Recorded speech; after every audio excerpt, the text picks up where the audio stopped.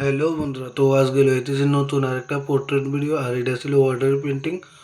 আর এখন আমি পেপার কাটতে সেটা মাপটাপ দিয়া ছবিটা আঁকা স্টার্ট করে দেবো। মাপটাপ দেওয়া হইতেছে, ওখানে মোটামুটি মাপ দেওয়া কমপ্লিট হয়ে গেছে। কমপ্লিট হওয়ার পর আমি এখন ছবিটা আঁকা স্টার্ট করে দিলাম।